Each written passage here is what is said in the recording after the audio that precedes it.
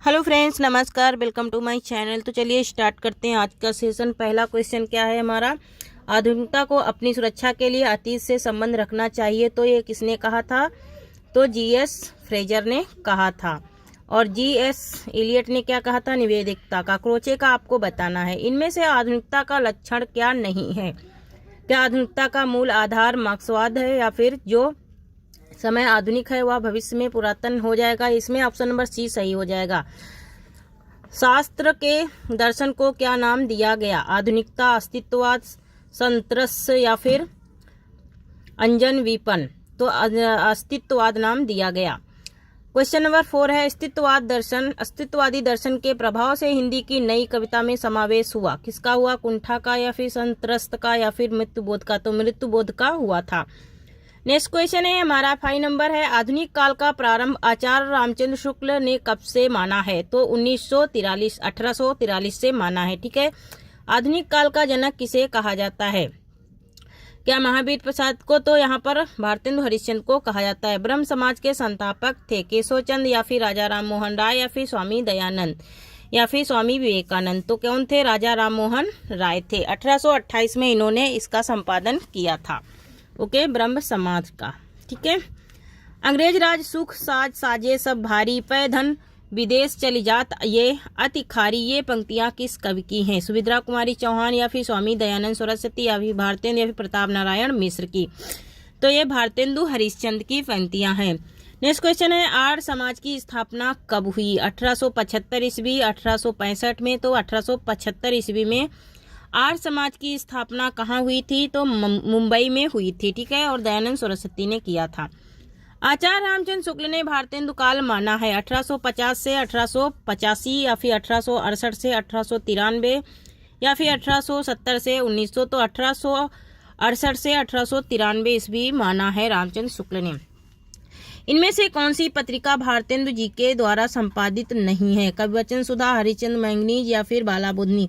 तो भारतेंदु जो है ये हरिचंद द्वारा नहीं है। तो ये किसके द्वारा संपादित हुई है, ये आपको बताना है। भारतेंदु के पिता गोपाल चंद्र गिरधर दास ने किस नाटक की रचना की? क्या इन्होंने नाहुस की रचना की, और ये पहला मौलिक नाटक माना जाता है। नाहुस जो है ये पहला मौलिक नाटक माना जाता है। और नाहुस नाम की कविता भी है जो गुप्त जी ने लिखी है, लेकिन किस गुप्त जी ने लिखी है ये आपको पूरा नाम बताना है कमेंट सेशन में। ठीक है। नेक्स्ट क्वेश्चन है 13 नंबर, भारत मित्र समाचार पत्र कहाँ से प्रकाशित होता था? बनारस से, दिल्ली से, कलकत्ता से, या आगरा से? क्या हो जाएगा इसका राइट आंसर? तो इसका राइट आंसर हो जाएगा हमारा कलकत्ता से। भारतेंदु बाबू हरिश्चंद्र का जीवन काल है 1850 से 1885। क्या हो जाएगा? 1850 से 1885। इनमें से कौन भारतेंदु मंडल का साहित्यकार नहीं है? क्या रत्नाकर, या फिर राधा कृष्ण दास, या फिर प्रताप नारायण मिश्र, या फिर बद्रीनारायण चौधरी? तो ये तीनों है, रत्नाकर नहीं है। ठीक है। भारतेंदु युग के रत्नाकर नहीं है। भारतेंदु नाटक नहीं है। प्रेम जोगनी, या फिर रणधीर प्रेम मोहिनी, या फिर अंधेर नगरी, या फिर नील देवी? तो यहाँ पर रणधीर प्रेम मोहिनी जो है ये इनका नहीं है, बाकी इनके ही हैं। तो ये है किसका? रणधीर प्रेम मोहिनी किसका नाटक है? ये आपको कमेंट में आंसर देना है। भारत दुर्दशा किसका नाटक है? भारतेंदु का, प्रताप नारायण मिश्र का, गोपाल चंद्र का, या फिर राधा कृष्ण का? तो ये भारतेंदु का है। ठीक है। और एक ट्रिक लगाएंगे, मैं एक ट्रिक की वीडियो बना दूंगी, उसमें आप लोगों को ये सारे समझा दूंगी। ठीक है। तो एक ही एक ट्रिक से सब याद हो जाएंगे।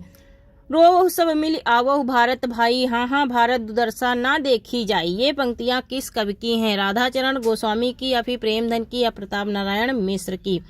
ओके, या फिर प्रेमधन की? तो इस किसकी हैं? तो ये भारतेंदु की हैं। अब यो उर आवती है सजनी, मिली उई गरे लगी कै छतिया। ये पंक्तियां किसकी हैं? तो ये ठाकुर जगमोहन सिंह की हैं। किसकी हैं ये? ठाकुर जगमोहन सिंह की पंक्तियां हैं। ठीक है। नेक्स्ट क्वेश्चन नंबर 20 है, बच सासू जिठानी सो पियते दूरी घूंघट में दृढ़ जोरे लागी। ये इस पंक्ति के रचयिता कौन है? बालकृष्ण भट्ट, प्रताप नारायण मिश्र, भारतेंदु, या फिर कौन है? यहाँ पर भारतेंदु हैं। ठीक है। इन कवियों को काल के आरोही क्रम में व्यवस्थित करना है। भारतेंदु, प्रेमधन, राधा कृष्ण दास, नवनीत चतुर्वेदी, या फिर नवनीत चतुर्वेदी, प्रेमधन? तो यहाँ पर भारतेंदु, प्रेमधन, राधा कृष्ण दास और नवनीत चतुर्वेदी, यही राइट आंसर हो जाएगा।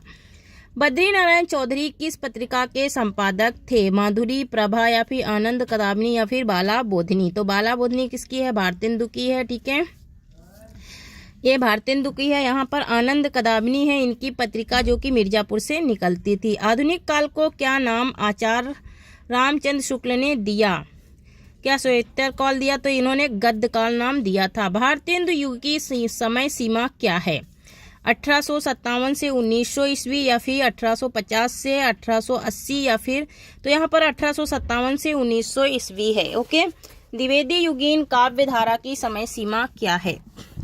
द्विवेदी युगीन काव्य धारा की समय सीमा क्या है? तो 1900 से 1920 है। ठीक है, नेक्स्ट क्वेश्चन है, छायावादी काव्य की समय सीमा क्या है? छायावादी काव्य की समय सीमा क्या है? तो 1936 से 1950। क्या है? 1936 से 1950, और जो ऊपर है 1900 से 1920 ये द्विवेदी का है। ठीक है, प्रगतिवादी काव्य की समय सीमा क्या है? प्रगतिवादी काव्य की समय सीमा क्या है? क्या होगा इसका राइट आंसर? तो 1936 से 1943। प्रयोगवादी काव्य की समय सीमा क्या है? ठीक है, तो इसकी समय सीमा प्रयोगवादी काव्य की बताना है। ठीक है, तो ये 1943 से 1953 ईस्वी। नई कविता की समय सीमा है 1960 से 1980 या फिर 1953 से 1990 या फिर 1953 से 1963 या फिर 1953 ईस्वी के उपरांत। तो 1953 ईस्वी के उपरांत है। ठीक है, निम्न को काल के आरोही क्रम में व्यवस्थित कीजिए। ओके, तो काल के आरोही क्रम में भारतेंदु युग, द्विवेदी युग और छायावाद और प्रगतिवादी युग है। ठीक है, प्रयोगवाद का प्रारंभ किस रचना से माना जाता है? ओके, तार सप्तक, नया सप्तक, तो ये तार सप्तक से माना जाता है। और इसकी स्थापना कब हुई थी? तो 1943 में, और दूसरा तार सप्तक 1951 में, तीसरा 1959 में और चौथा 1979 में। तो तार सप्तक का संपादन किसने किया था? तो अज्ञे ने किया था। तार सप्तक का प्रकाशन हुआ था अभी मैंने बताया 1943 ईस्वी में। ठीक है, निम्न सूचियों को सुमेलित कीजिए। ओके, ठंडा लोहा किसका है? तो धर्मवीर भारती का है। चांद का मुंह टेढ़ा तो मुक्ति बोध का है। हरी घास पर क्षण भर तो अज्ञे का है। संसद से सड़क तक तो सुदामा पांडे धूर्मिल का है। ठीक है, नेक्स्ट क्वेश्चन है हमारा, विजय देव नारायण शाही किस सप्तक के कवि हैं? तार सप्तक, यहाँ पर वार लिखा है तो सही कर लेना। तार सप्तक, दूसरा सप्तक, तीसरे सप्तक, या फिर इन्होंने तीसरे सप्तक का ये कवि हैं।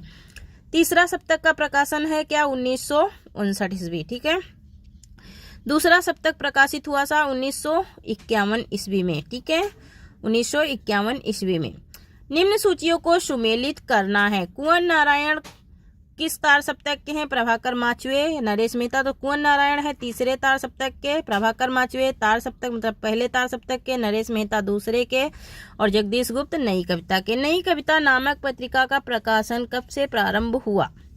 ओके, वेरी इंपॉर्टेंट क्वेश्चन है, वेरी इंपॉर्टेंट क्वेश्चन है। नई कविता का प्रारंभ कब हुआ था? तो 1954 में। और ये कहाँ से निकलती थी? तो ये इलाहाबाद से निकलती थी। ठीक है, नेक्स्ट क्वेश्चन देखेंगे। 40 नंबर प्रतीक के संपादक हैं कुंवर नारायण, रघुवीर सहाय, अज्ञे या फिर मदन वात्स्यायन। तो यहाँ पर हमारा राइट आंसर क्या हो जाएगा? अज्ञे।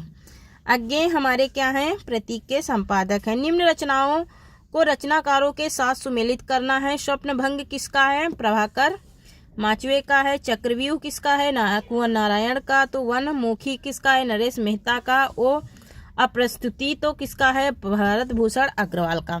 सर्वेश्वर दयाल सक्सेना किस सप्तक के कवि हैं? तार सप्तक के, दूसरा सप्तक, तीसरा सप्तक, इनमें से कोई नहीं तो तीसरे सप्तक के कवि हैं। निम्न रचनाओं रचना काल के आरोही क्रम में व्यवस्थित कीजिए। आंसू, झरना, लहर, कमायनी। कमायनी, झरना, आंसू, लहर, या फिर झरना, आंसू, लहर, कमायनी, या फिर लहर, कमानी, झरना, आंसू। ठीक है, तो यहाँ पर बी और डी तो नहीं होगा, यहाँ पर सी और ए में सी आंसर हमारा राइट हो जाएगा। ठीक है, कमायनी का प्रकाशन वर्ष है, ये कब प्रकाशित हुई थी? 1935 में, 1936 में। तो ये 1935 में हुई थी और इसमें 15 सर्ग हैं। ठीक है, 15 सर्ग हैं। चिंता, आशा, श्रद्धा है ना, इंडा, टिंडा, ये सब आनंद है ना, तो आनंद इसका अंतिम सर्ग है और चिंता इसका पहला सर्ग है और पहला और अंतिम अधिकतर पूछा जाता है। अगर तीसरा पूछेगा तो श्रद्धा हो जाएगा। इनमें से प्रसाद द्वारा रचित महाकाव्य है प्रियप्रवास या कमायनी। कमायनी है इनका, प्रसाद माने मतलब कि जयशंकर प्रसाद, और इसमें 15 सर्ग हैं, प्रियप्रवास में 17 सर्ग हैं, ठीक है। और साकेत ये 1931 में प्रकाशित किया गया था, और इसमें सर्गों की संख्या कितनी है, तो इसमें 12 सर्ग हैं, ठीक है। साकेत में कितने हैं, 12 है, ठीक है। उर्वशी काव्य का नायक है इंद्र है या फिर पूर्वा है या फिर मनु है या फिर श्री कृष्ण है। तो मनु, इंद्र ये तो सब कमायनी के, यहाँ पे पूर्वा है, ठीक है, यहाँ पर पूर्वा है, ठीक है।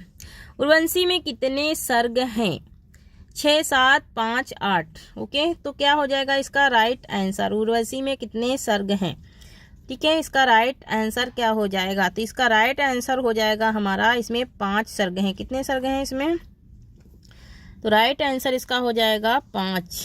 क्या हो जाएगा, 5 सर्ग हैं उर्वशी में। उर्वशी में 5 सर्ग हैं, ठीक है। नेक्स्ट क्वेश्चन हमारा, कमायनी महाकाव्य में सर्गों की संख्या है। अभी मैंने बताया तो अब तो मालूम ही पड़ गया, 15 सर्ग हैं, ठीक है। कमायनी महाकाव्य में 15 सर्ग हैं। इनमें से पंथ की छायावादी कृति है पल्लो, युगांत, गाम्या या फिर स्वर्ण किरण।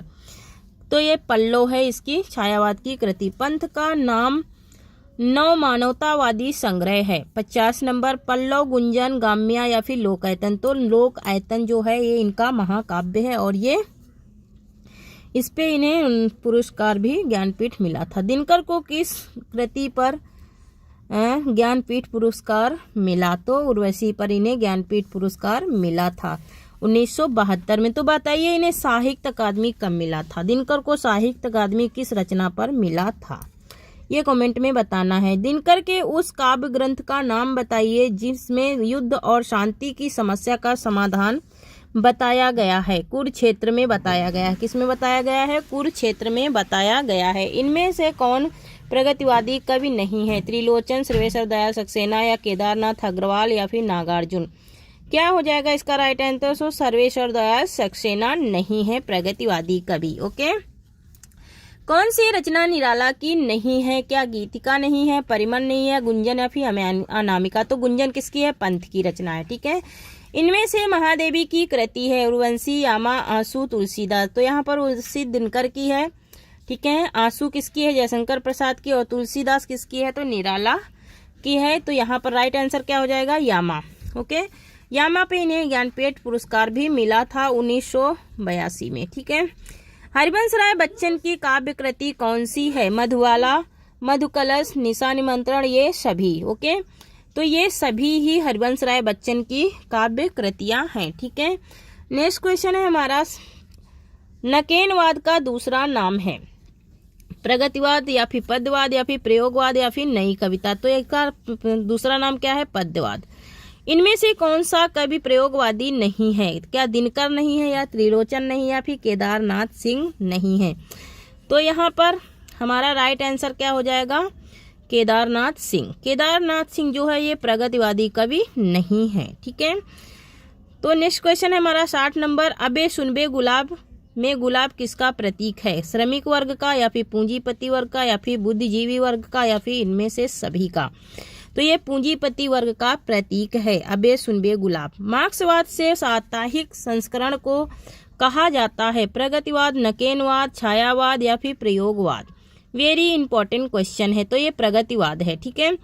श्वानों को मिलता दूध वस्त्र भूखे बच्चे अकुलाते हैं, इस पंक्ति में किस वाद की झलक है, छायावाद, प्रगतिवाद या फिर प्रयोगवाद। तो प्रगतिवाद की झलक है। संस्कृति के 4 अध्याय पुस्तक के लेखक हैं अज्ञे, निराला, रामविलास शर्मा या फिर रामधारी सिंह दिनकर।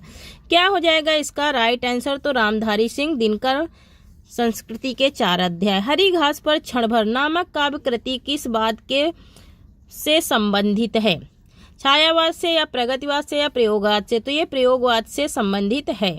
हिंदी काव्य में मुक्त छंद के प्रवर्तन का श्रेय किसको जाता है, हरिओध को, निराला को। तो ये निराला को जाता है। किस कवि की छंद योजना को आलोचकों ने रबड़ छंद या केचुआ छंद कहा है। तो निराला की कृतियों को रबड़ छंद या केचुआ छंद कहा है, ठीक है। निम्न पंक्तियों को उनके रचनाकारों के साथ सुमेलित करना है। जीर्ण बहु है सीढ़, जीर्ण बाहु है सीर्ण शरीर तुम्हें बुलाता है। ये किसकी पंक्तियां हैं? तो सूर्यकांत त्रिपाठी निराला की हैं। इष्ट आलम अतः अनमोल साधना ही जीवन का मोल, ये सुमित्रानंदन पंत की हैं। ठीक है। दुख ही पिछली रजनी बीच विसलता सुख का नवल प्रभात, ये जयशंकर प्रसाद की हैं। बीन हूँ मैं तुम्हारी रागिनी भी हूँ, महादेवी वर्मा की। मधुर मधुर मेरे दीपक जल प्रीतम पथ पर आलोकित कर, ये भी महादेवी वर्मा की पंक्तियां है ना, 100% हाइनी की हो सकती हैं। सुभद्रा कुमारी चाहो तो महादेवी वर्मा की ही हैं। ठीक है। चाह नहीं सुरबाला के गहनों में गूंथा जाऊं, यह पंक्ति किस कवि की है? रामनरेश त्रिपाठी या बालकृष्ण भट्ट, बालकृष्ण शर्मा नवीन या फिर माखनलाल चतुर्वेदी की है। चाह नहीं मैं सुरबाला के गहनों में गूंथा जाऊं। इनमें से आधुनिक मीरा किसे कहा जाता है? वेरी इंपॉर्टेंट क्वेश्चन है, कई बार रिपीट हो चुका है। 70 नंबर महादेवी वर्मा को कहा जाता है। ठीक है। पंत जी की इस रचना को छायावाद का मैनिफेस्टो कहा जाता है।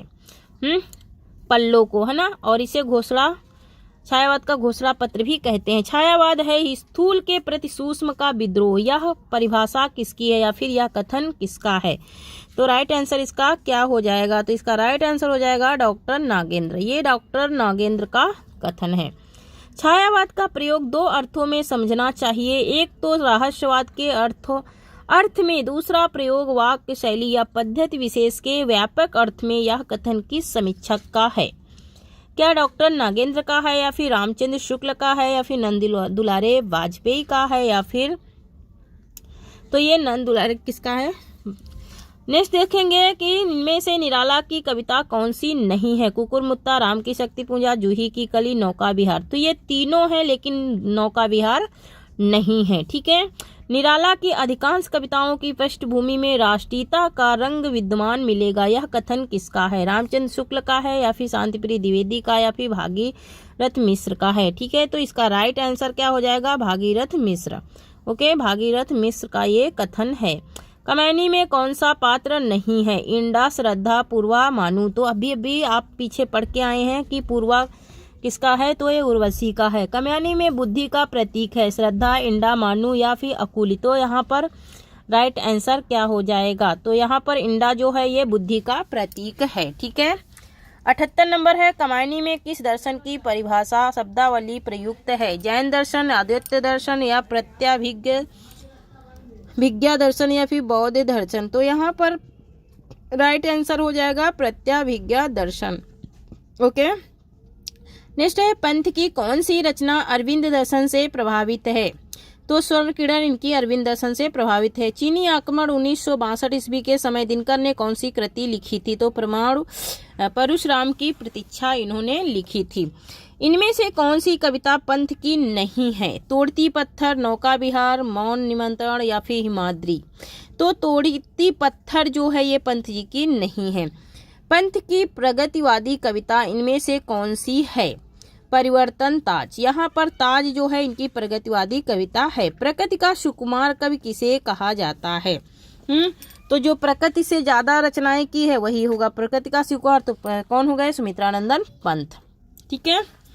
नेक्स्ट है, हालावादी कवि के रूप में प्रसिद्ध है। रामेश्वर शुक्लांचल, नीरज, बच्चन सिंह या फिर नरेंद्र शर्मा। तो यहाँ पर हरिवंश राय बच्चन है। कौन है? हरिवंश राय बच्चन है। ठीक है।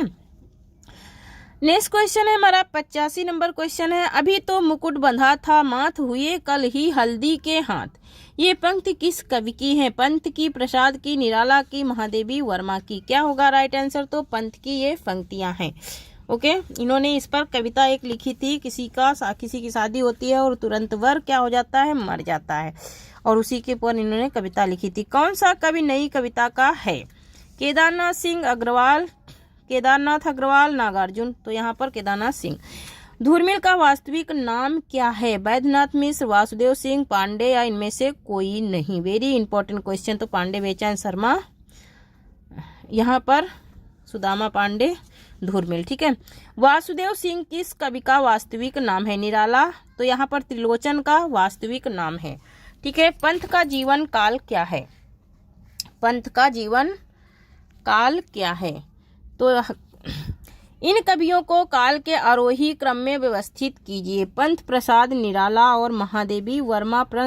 प्रसाद निराला, पंथ, महादेवी वर्मा, या फिर यहाँ पर प्रसाद निराला, पंथ और महादेवी वर्मा। इच्छा ज्ञान क्रिया की समर्था से क्या प्राप्त होता है? मोक्ष, निर्वाण, आनंद या फिर परमात्मा। ठीक है, हमारे 100 क्वेश्चन आज इसमें इस सेशन में कंप्लीट होंगे। आनंद। ठीक है, क्या प्राप्त होता है? आनंद। खड़ी बोली का प्रथम महाकाव्य है? पृथ्वीराज रासो, रामचरितमानस या फिर प्रिय प्रवास या फिर साकेत। ओके, क्या होगा इसका राइट आंसर? तो प्रिय प्रवास, जो हरिओध ने लिखा था। इनमें से छायावादी महाकाव्य है? उर्वशी, प्रिय प्रवास, कामायनी, साकेत। ओके, तो राइट आंसर क्या हो जाएगा? कामायनी। ठीक है। अरुण, यह मधुमेह देश हमारा, यह गीत प्रसाद की किस रचना से लिया गया है? ओके, यहाँ पर कार्नेलिया गाती है अरुण, या मधुमेह देश हमारा चंद्रगुप्त से लिया गया है। छोड़ दुमों की मृदु छाया, तोड़ प्रकृति से भी माया, वाले तेरे बालू जाल में कैसे उलझा दूं लोचन। पंत जी की ये पंक्तियां हैं। अबला जीवन है तुम्हारी यही कहानी, आंचल में दूध और आंसू आंखों में पानी। ठीक है, ये प्रसाद के यशोधरा से ली गई है। किसके? नहीं, सॉरी, प्रसाद के नहीं, मैथिली शरण गुप्त के यशोधरा से। उर्मिला का विरह वर्णन संकेत के किस सर्ग में वर्णित है? पंचम सर्ग में या फिर नवम सर्ग में वर्णित है। साकेत नगरी का तात्पर्य है अयोध्या, काशी, चित्रकूट, हरिद्वार। क्या होगा इसका राइट आंसर? तो अयोध्या। क्वेश्चन नंबर लास्ट है। अरि ओ करुणामय प्रभा। प्रभामय किसकी रचना है? तो आज्ञे की है। किसकी? आज्ञे की। तो थैंक यू गाइस, आज के लिए इतना ही। कैसा लगा ये सेशन आप कमेंट में जरूर लिखना। Okay, thank you. जय हिंद, जय भारत। तब तक के लिए स्वस्थ रहिए, मस्त रहिए और हंसते रहिए। Okay, thank you.